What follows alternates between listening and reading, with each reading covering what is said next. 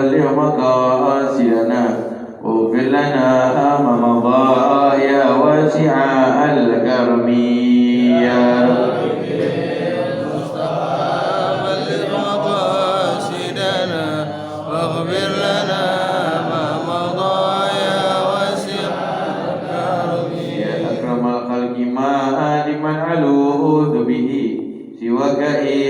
دهر للحديث العالم يا ربي المصطفى بلغ مقاصدنا واغفر لنا ما مضى يا واسع الكرم هو الحبيب الذي ترجى شفاعته لكل هول من الأهوال مقتحم يا ربي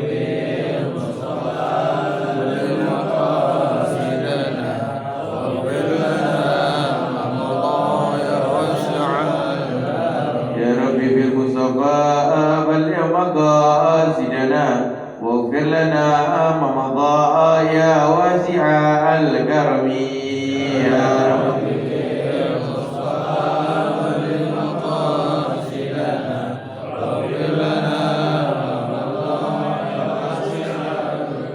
السلام عليكم ورحمة الله وبركاته. Alhamdulillah rabbil alamin wa bihi nasta'in ala umuri dunya waddin. Wassalatu wassalamu ala asyrafil anbiya'i wal mursalin sayyidina wa habibina wa syafi'ina wa maulana Muhammadin al-fatih lima ughliqa wal khatimi liman sabaqa nasiril haqqi bil haqq wal hadi ila siratikal mustaqim wa ala alihi wa sahbihi haqqa qadrihi wa miqdarihi al-azim. Qala Allah ta'ala fil muhkam tanzili wa wasdaqul qailin a'udzu billahi minasyaitonir rajim bismillahirrahmanirrahim innallaha wa malaikatahu yusholluna 'alan nabi ya ayyuhalladzina amanu shallu 'alaihi wa sallimu taslima wa qala nabiyyuna Muhammadun sallallahu alaihi wasallam man salaka tariqan yaltamisu fihi ilman sahalallahu lahu tariqan ilal jannah sadaqallahu wa sadaqa rasuluhul karim wa nahnu ala dzalika minasyahidin wa syakirin walhamdulillahi rabbil alamin.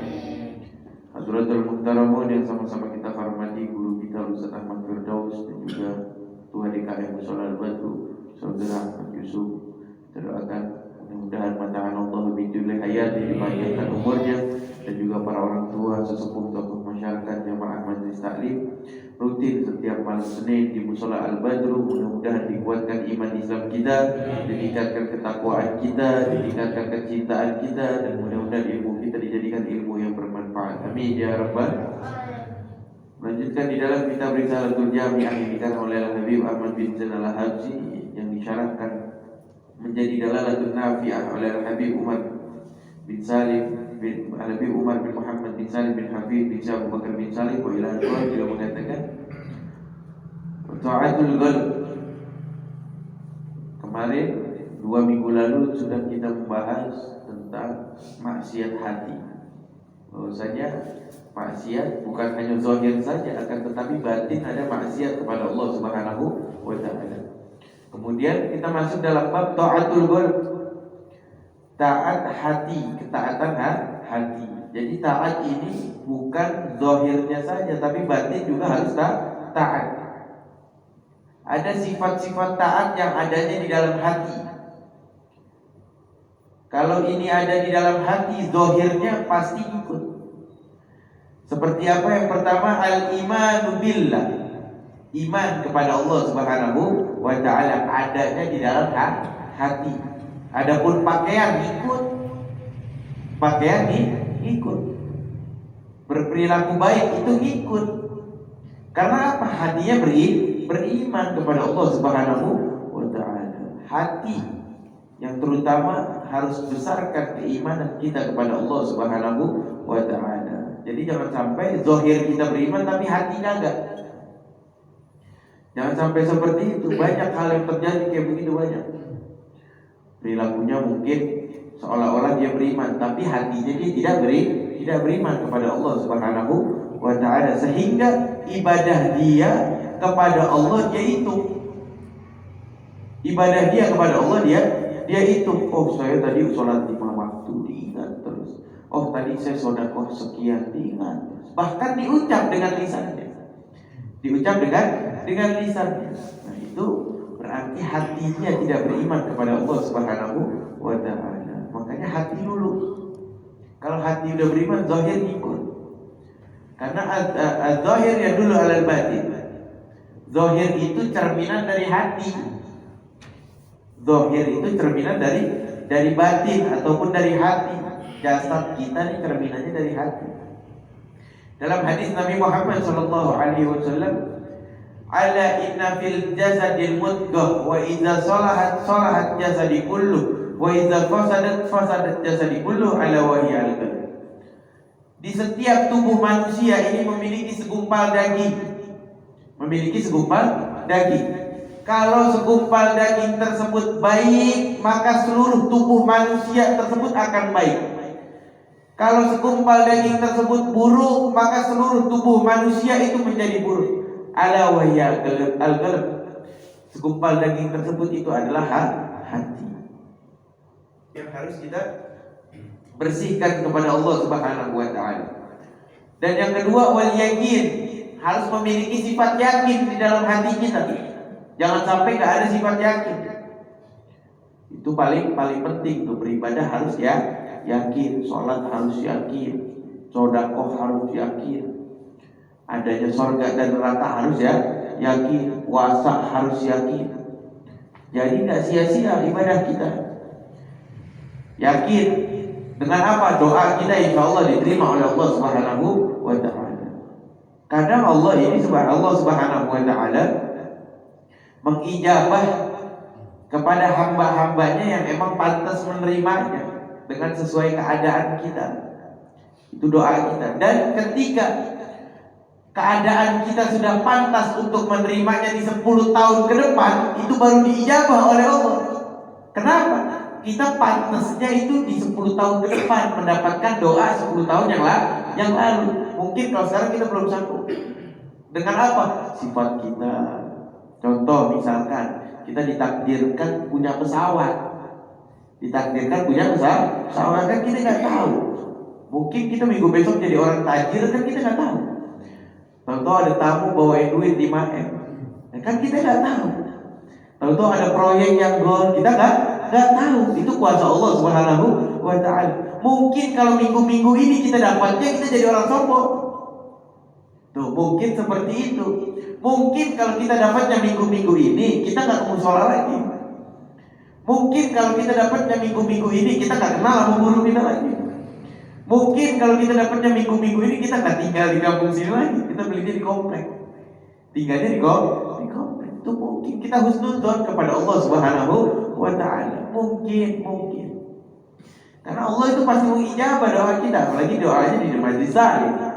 Apalagi doanya sambil sholawat kepada Nabi Muhammad sallallahu alaihi wasallam, pasti diijabah. Cuma nunggu keadaan kita sanggup, nunggu keadaan kita nih paten, nunggu keadaan kita benar-benar mampu menerima ijabah doa kita dari Allah Subhanahu wa ta'ala. Itu seperti itu.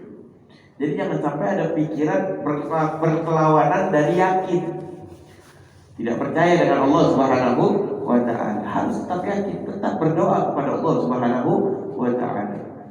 Dan kemudian wal ikhlas. Ini juga penting ini. Ikhlas. Setiap manusia harus punya sifat ikhlas. Apa itu ikhlas? Ikhlas itu Al-Imam Haddad beliau mengatakan, ikhlas itu melupakan amal kita, melupakan amal baik kita. Kita punya amal baik sholat, kita punya amal baik puasa, kita punya amal baik sedekah. Jangan kita ingat. Apalagi kadang kita sama kebaikan kita ingat, sama keburukan kita lupa. Tuh. Kadang juga kebaikan orang kita lupain, keburukan kita ingat. Orang yang ikhlas itu melupakan amalnya. Dia habis sholat, dilupakan. Bukan berarti dilupakan terus nanti sholat lagi. Dia sholat asar kemudian dilupakan sholat asar lagi, tidak. Dilupakan agar apa? Agar dia selalu berasa dirinya ini belum ibadah kepada Allah Subhanahu wa ta'ala, agar senantiasa selalu beribadah kepada Allah Subhanahu wa ta'ala. Selamanya diri kita nol. Sudah diajarkan seperti itu. Selamanya diri kita nol. Kenapa? Agar tidak ada kesombongan kepada Allah Subhanahu wa ta'ala. Ibadah kita harus ikhlas karena Allah. Sedekah harus ikhlas karena Allah. Puasa harus ikhlas karena Allah. Jangan tergerendam hati kita. Jangan marah hati kita untuk ibadah kepada Allah Subhanahu wa ta'ala. Apalagi dilandasi dengan sifat sombong. Nauzubillah ya. Jangan. Allah sangat benci sama sifat sombong. Sangat benci sama sifat sombong. Minggu lalu sudah kita bahas tentang sombong kepada Allah Subhanahu wa ta'ala, agar kita dibersihkan dari sifat-sifat yang tidak diridhoi oleh Allah Subhanahu wa ta'ala.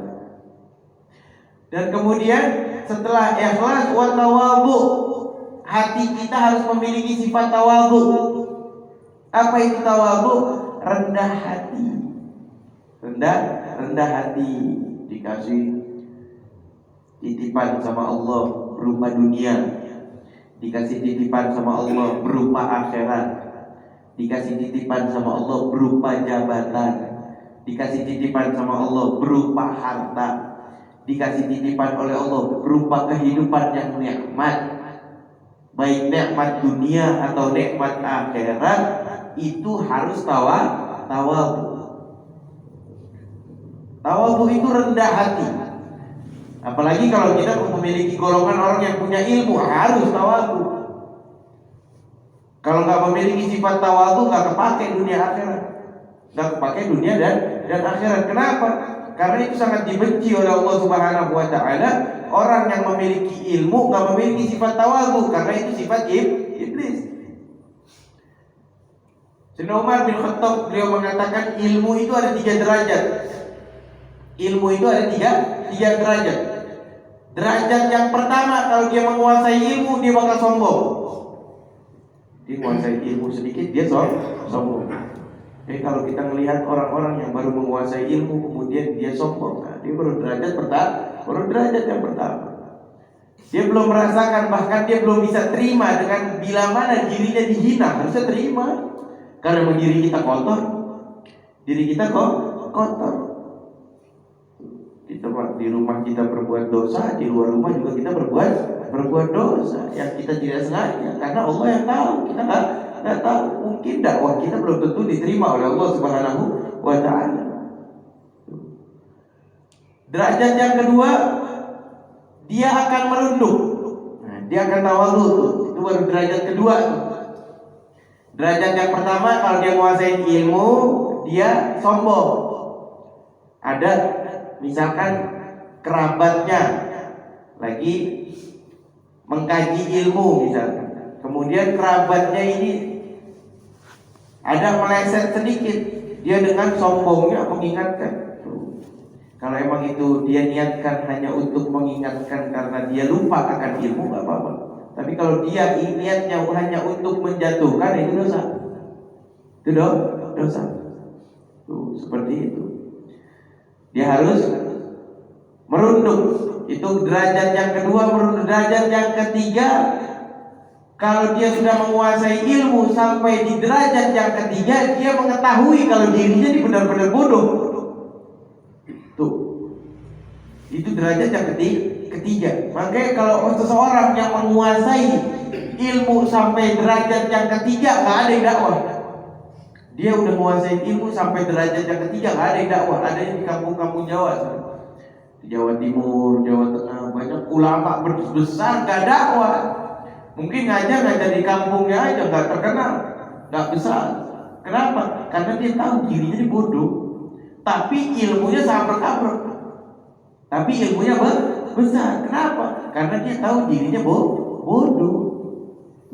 Itu yang dikatakan oleh Sayyidina Umar bin Khattab. Jadi nggak boleh kita sombong dapat ilmu sedikit, sombong nggak boleh. Menguasai ilmu sedikit, sombong, ilmu dunia ataupun ilmu akhirat, agar mendapatkan keridhaan dari Allah Subhanahu wa ta'ala. Dan kemudian wan nasihah lil muslimin, Nah, ini nggak boleh lepas dari lisan kita nih. Kita melihat tetangga kita, melihat kerabat kita, melihat saudara kita yang muslim. Saudara kita yang muslim ini dikatakan, apalagi saudara yang senasab. Kita punya saudara senasab, ponakan. Kita punya saudara senasab, sepupu, muslim. Berarti lebih wajib lagi buat ngingetin. Ngasih nasihat, jangan diem aja. Saudara kita yang terang-terangan di mata kita melakukan hal-hal yang tidak diridhoi oleh Allah Subhanahu wa taala, nasihati. Oh, dia orangnya cegukan. Orangnya cegukan, enggak bisa ditegur dikit ngambek. Cari cara. Jangan kita menegurnya kalau emang sekiranya itu akan menggores hatinya, jangan. Apalagi depan orang, jangan. Bukan nasihat kalau nasihatin orang itu depan orang. Itu namanya menghina. Kita pengen nasihatin seseorang karena kesalahan di dalam dirinya, jangan langsung di tempat itu. Ntar pas pulang, kalau nggak lagi momen berdua, nasihatin, pasti diterima itu nasihat. Kenapa? Karena emang posisinya berdua, pasti diterima. Tuh, itu termasuk golongan orang yang taat tuh hatinya tuh. Jadi kita jangan diam aja kalau kita melihat saudara kita melakukan sayyiat, dolalat, mungkarat, hal yang tidak diridhoi oleh Allah Subhanahu wa taala, kita diam aja. Oh, itu kan dikatakan kan oleh firman Allah Subhanahu wa taala untuk menjaga diri kita dan keluarga kita. Dari apa? Dari api neraka. Harus kita ingatkan keluarga kita. Di sini dikatakan wa nasiha lil muslimin. Nasihat kepada orang muslim, apalagi muslimnya yang satu nasab. Kita punya sepupu, kita punya ponakan, kita punya anak, kita punya kerabat, tetangga yang ada di dekat kita, itu harus kita memberi nasihat. Dengan apa? Dengan ikhlas. Tujuannya apa? Karena Allah. Tuh, itu kalau dia taubat karena nasihat kita, itu pahalanya nggak putus-putus, Pak. Pahalanya nggak putus-putus itu pahala, makanya nikmat. Ketika nasihat diterima sama orang yang maksiat, itu nikmat. Pahalanya nggak putus-putus diberikan oleh Allah Subhanahu wa taala selama umur orang tersebut yang taubat masih ada umurnya beribadah, dia tetap diberikan oleh Allah Subhanahu wa taala. Itu nikmatnya memberikan nasihat kepada orang muslim. Dan kemudian wa husnudzan, harus memiliki sifat husnudzan kepada siapa? Kepada Allah dan kepada makhluk-makhluknya Allah Subhanahu wa taala. Yang tadi harus menggunakan kalimat mungkin. Mungkin. Kalau kita memulai dengan kalimat mungkin, insya Allah tuh kalimat selanjut dari mungkin itu menjadi kalimat positif. Menjadi kalimat positif yang akan menghadirkan husnudzon, prasangka baik kepada Allah Subhanahu wa taala. Contoh misalkan kita ingin keluar, ketika kita ingin keluar turun hujan, kita ada hajat pengen keluar turun hujan. Boleh kita menentang hujan itu? Tidak boleh. Mungkin kalau nggak hujan tadi kita keluar jadi kecelakaan. Mungkin. Nah, kita nggak tahu takdir di luar. Takdir yang ditetapkan oleh Allah Subhanahu wa taala atas hamba-hambanya. Karena Allah yang atur ini semuanya. Adanya taat, adanya maksiat itu aturan dari Allah Subhanahu wa taala. Makanya ada surga, ada neraka. Nah, di situ kita bisa milih sebagai manusia. Sebagai manusia yang beriman, sebagai manusia yang berakal, sebagai manusia yang ditetapkan menjadi umatnya Nabi Muhammad Sallallahu Alaihi Wasallam, kita bisa memilih. Ini golongan surga, ini golongan neraka. Kalau memang diri kita, coba kita lihat Abu Nawas mengarang dalam syairnya, Ilahi lasturil firdausi a'la wala aqwa 'alan naril jahim. Dia mengatakan seperti itu. Ya Allah, aku ini enggak pantas engkau taruh di surga firdaus, enggak pantas. Enggak pantas karena memang dia banyak halnya. Abu Nawas di zamannya nih, kalau kita mengenal Majduh, Abu Nawas itu Majduh. Beliau mengatakan Aku ini tidak sanggup engkau taruh di surga Firdaus. Aku ini tidak pantas engkau taruh di surga Firdaus, dan aku tidak sanggup dengan siksa api neraka jahanam. Karena apa? Emang kita orang-orang yang berdosa. Coba kita lihat. Waktu kita sama Allah 5 waktu. 5 waktu. 1 waktu 10 menit. Itu juga kalau sholat berjamaah 10 menit. Kalau sholat sendiri 5 menit ya. Sholat sendiri biasanya 5 menit. 10 menit kita taruh 10 menit 1 waktu. 5 waktu berarti 50 menit. 50 menit per 24 jam. 23 jam 10 menit kemana? Tuh. Yang kayak begitu mau menikmati surga paling nikmat, tar dulu. Kita minta rahmat dari Allah Subhanahu wa ta'ala. Jangan kita sounding ibadah kita untuk masuk surga pantas. Sholat kita juga model begitu, yang lupa jadi ingat. Yang lupa jadi ingat. Hati kita kurang hudur, hati kita kurang khusyuk kepada Allah Subhanahu wa ta'ala. Namanya sholat kewajiban. Sholat kewajiban tidak bisa menjadi tuntutan untuk masuk surga. Karena sholat itu kewajiban, dan masuk surga dengan apa? Udkhulul jannata birahmati. Masuklah surga dengan rahmatku, kata Allah. Jadi siapa aja yang Allah mau masukkan. Ada satu yang diriwayatkan dalam hadis Nabi Muhammad SAW. Ada orang mau ketika dimasukkan surga, kata Nabi Muhammad SAW, udkhulul jannata birahmati. Kau masuk surga dengan rahmatku, kata Allah. Kata ini orang karena ibadahnya banyak, karena dia merasa ibadahnya banyak. Tidak ya Allah, dengan amalku. Aku maunya masuk surga dengan amalku.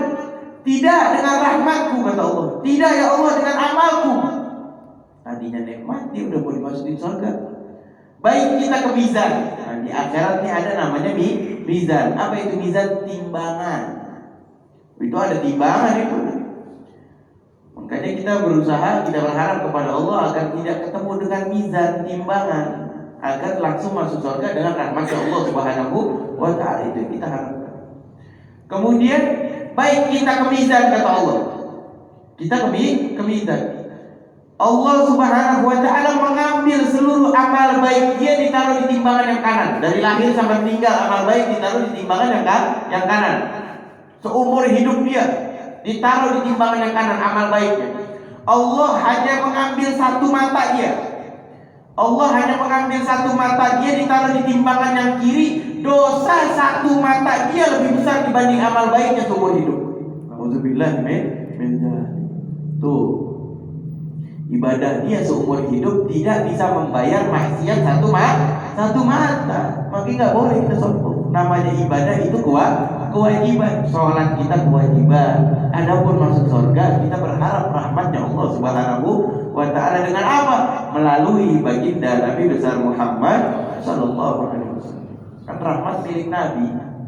Rahmat milik Nabi. Nah, kita selaku umat Nabi Muhammad sayang kalau nggak bisa mendapatkan rahmat.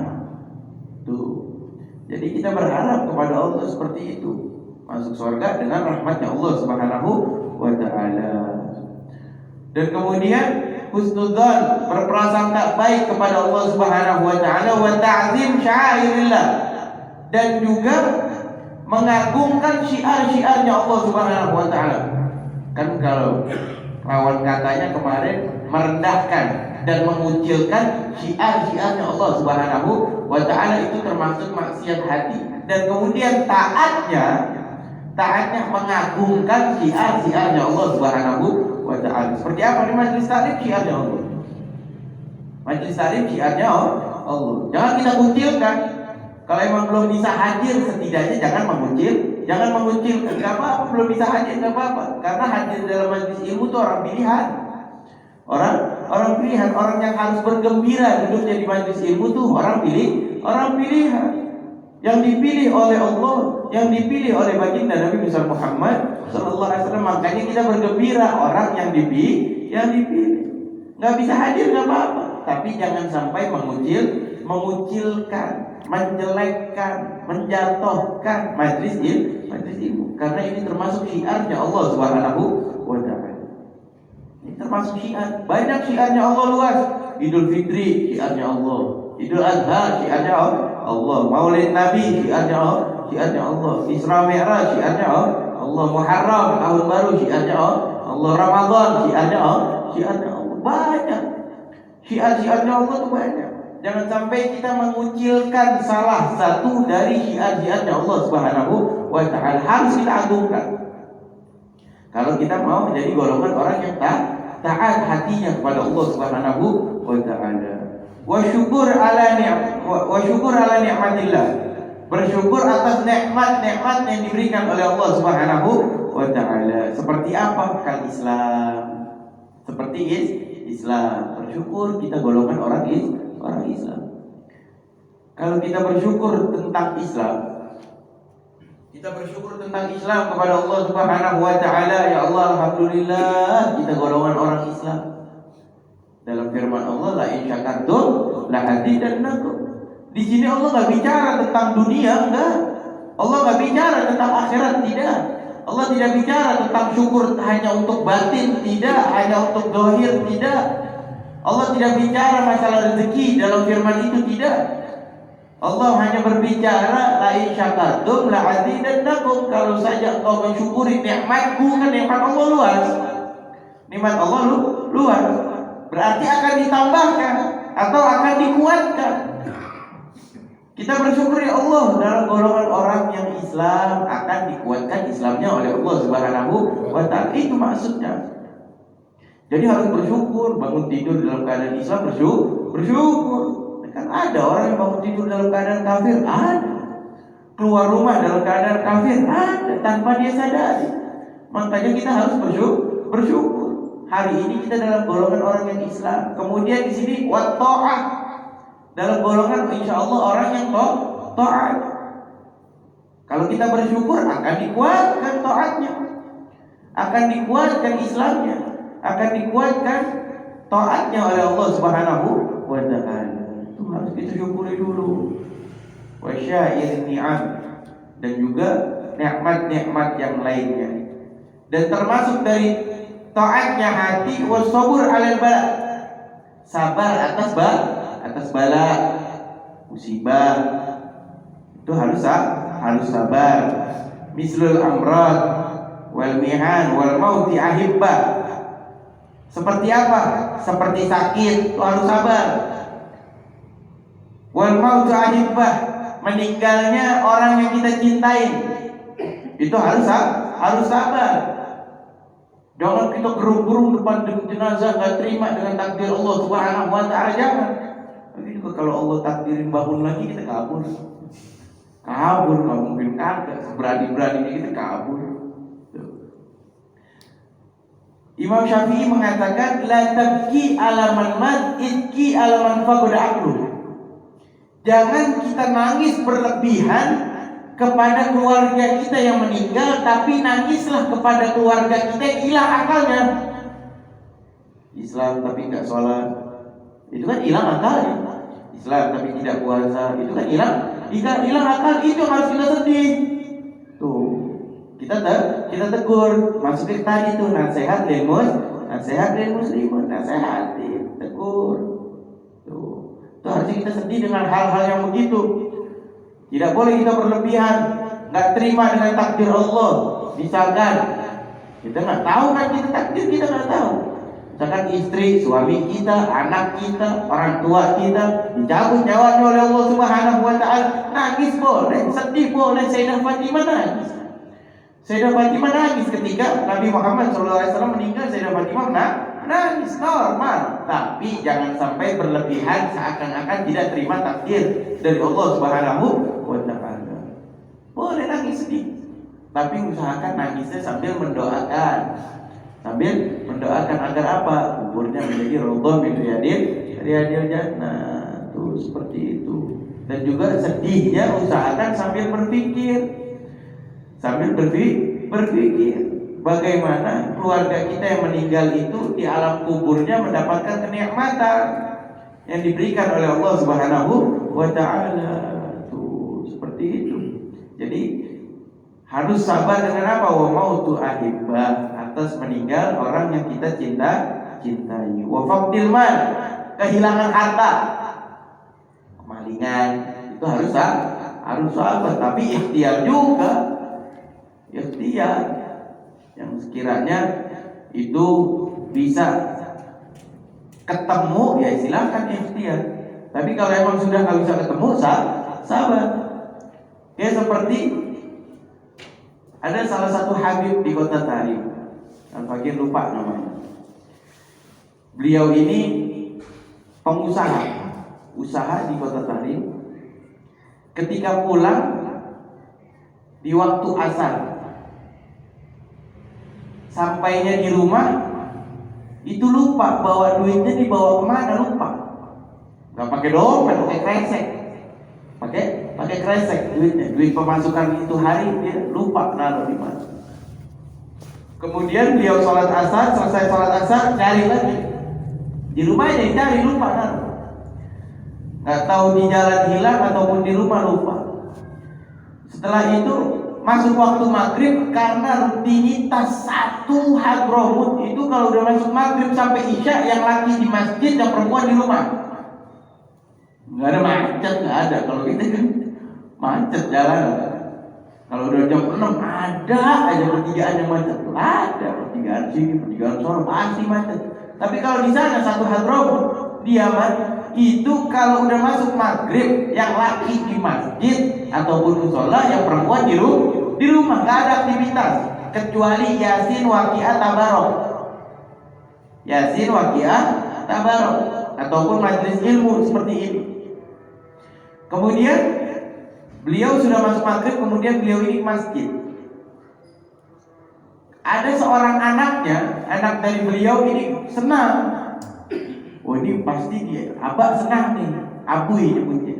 Abuy pasti senang ini karena saya menemukan duitnya.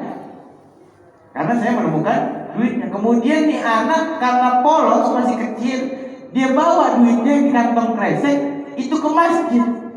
Kalau kita selaku orang tuanya kan gila. Oh ditemuin sama dia anak, gila. Ketika ini anak melaporkan, ya Abuy, uangnya udah saya temuin. Ini anak dengan polos dipukul sama bapaknya. Dipukul, digampar sama bapaknya. Kenapa? Kamu lancang kepada Allah, waktu maghrib sampai isya kamu masih mikirin dunia. Tuh didikan seorang ulama. Bukan senang lagi duitnya, ketemu yang ditemukan oleh anaknya, bukan senang lagi, tapi kecewa anaknya di maghrib sampai isya mikirin dunia. Tuh didikan. Maksudnya apa? Kehilangan harta, waktunya ibadah kepada Allah tetap ibadah. Jangan kita pakai waktu semuanya untuk mencari harta kita yang hilang. Tuh, seperti dipukul mukanya, wajahnya dipukul. Itu didikan seorang ulama agar anak tersebut besarnya tidak dengan kebesaran kecintaan kepada dunia. Itu yang diajarkan oleh salafun saleh, yang diturunkan oleh baginda Nabi besar Muhammad sallallahu alaihi wasallam. Wa sabrun ala ta'ah. Insyaallah kita akan bahas pada pertemuan yang akan datang. Mudah-mudahan kita dipanjangkan umur dalam keadaan sehat wal afiah, dikuatkan iman Islam kita, ditingkatkan ketakwaan kita, dimatikan kita dalam keadaan husnul khatimah. Ala hadhihi niyyah wa likulli shalih wa ala hadratin Nabi Muhammadin sallallahu alaihi wasallam bi sirri al Fatihah. Alhamdulillah.